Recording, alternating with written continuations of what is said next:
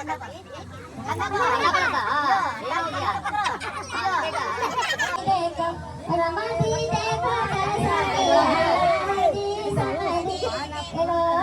Everyone. सो आज था भैया का तिलक, आज तिलक चढ़ने वाला था। तो यहाँ पे मैं आ चुकी थी, यहाँ पे उनके घर पे पहुँच चुकी थी। तो अभी मैं आप लोग को दिखाऊंगी कि हमारे बिहार में तिलक और धनबट्टी कैसे होता है।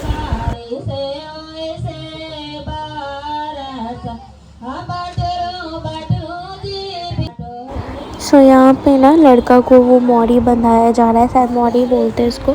ये बहुत ही शुभ होता है और ये बिहार का नियम होता है कि जब भी किसी का शादी होता है ना तो ये बंधाता ही बंधाता है।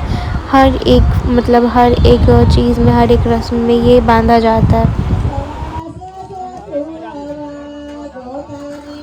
सो तिलक में ऐसा होता है कि जो लड़का का जो ससुराल होता है वहाँ से सारा कुछ सामान आता है और फिर वो लड़का को चढ़ाया जाता है। जो भी बर्तन होता है स्टील का, पित्तल का, तो ये सब चीज़ें जो है वो चढ़ती हैं। और भी अगर कुछ एक्स्ट्रा चीज़ होता है, पैसा वगैरह होता है, तो वो चढ़ाया जाता है। तो आप लोग वीडियो को एंड तक एंजॉय करना।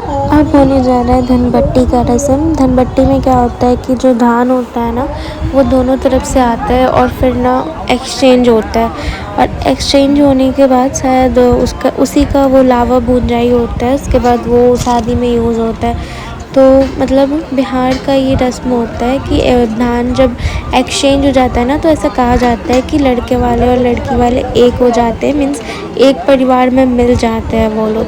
और इस रस्म में ना लड़के वाले को ऊपर रखा गया है, क्योंकि ऐसा माना जाता है कि लड़के वाले जो होते हैं वो लड़की वाले से ऊपर गिने जाते हैं, तो इसलिए। और उसके बाद जो होता है समधि मिलन होता है, जिसमें कि एक दूसरे को माला पहनाया जाता है। और अभी सबको वो अक्षत मिलने वाला है ताकि वो जो लड़का है उस पर सब लोग चीट पाए, लेकिन जो लोग मैरिड होते हैं उन्हीं लोग को मिलता है ताकि वो लोग चीट पाएँ और उनको आशीर्वाद दे पाएँ कि वो अपने लाइफ में आगे बढ़े और उनका लाइफ जो वो बहुत ही अच्छा स्मूथ चले। इसलिए सभी लोग अक्षत छीट करके उनको आशीर्वाद देते हैं अपना, कि उनका जोड़ा जो है वो ऑलवेज़ बना रहे, मीन्स वो हमेशा कपल खुश रहे, टुगेदर रहे। तो इसलिए वो सारी रस्में होती हैं इनमें।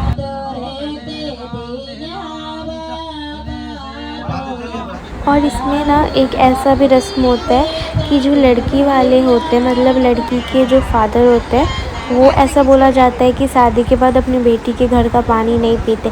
इसलिए जब तिलक चढ़ जाता है उसके बाद लड़की के पापा को खाना खिलवा दिया जाता है, ताकि धनबट्टी होने के बाद क्या होता है कि फैमिली एक हो जाता है, मीन्स मिल जाता है। तो उसके बाद जो होता है ना वो बेटी का घर हो जाता है, वो बेटी का ससुराल हो जाता है। तो इसलिए वो खाना नहीं खा पाएंगे, तो इसलिए उनको पहले ही खिला दिया जाता है, क्योंकि उससे पहले वो एक नहीं हुए होते हैं। यहाँ पे धान एक्सचेंज हो गया और एक्सचेंज होने के बाद थोड़ा सा हंसी मजाक चल रहा था।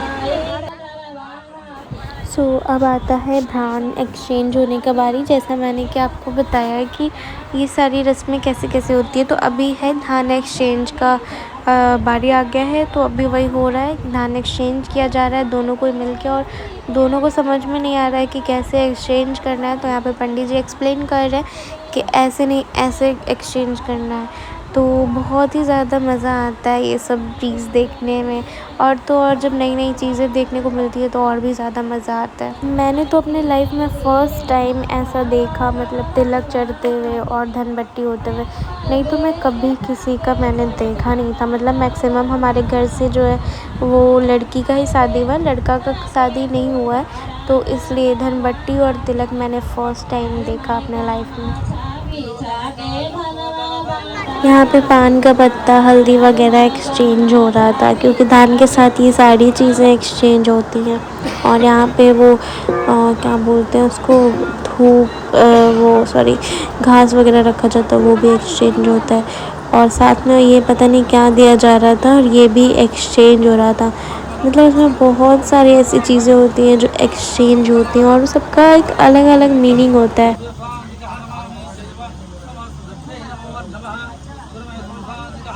अब होने वाला है मौरी एक्सचेंज, जो कि लड़की वाले और लड़के वाले एक दूसरे का मौरी एक्सचेंज करते हैं। और फिर यही मौरी जो है शायद शादी के टाइम पे यूज़ होता है, पता नहीं, बट शायद शादी के टाइम पे यूज़ होता है। और यहाँ पे कार्ड भी एक्सचेंज हो रहा है, ताकि अब ऐसा होगा कि कोई भी सुख दुख में ना ये लोग एक दूसरे के घर जा पाएंगे, क्योंकि ये जो कार्ड होता है ये शुभ चीज़ का कार्ड होता है। तो अब कुछ भी घर में होगा तो अब एक दूसरे के लिए हमेशा खड़े रहेंगे ये लोग। धान तो एक्सचेंज हो गया, बट अब आता है धान, ये जो गमछा होता है उसको बांधने का बारी। तो इसमें ना कंपटीशन होता है, जो सबसे पहले बांध लेता है वो जीत जाता है। तो इसलिए यहाँ पे कंपटीशन चल रहा था जल्दी जल्दी बांधने का। और फिर यहाँ पे जो मतलब बड़े पापा हैं वो जल्दी से वो लेकर के और अपने गले में टांग लेते हैं। बड़े पापा को देख के उनके समधी जी वो भी सेम ही करने लगते हैं, वो भी अपने गले में ऐसे बांधने लगते हैं। फिर बड़े पापा उनको मना करते हैं कि ऐसे आप मत करिए।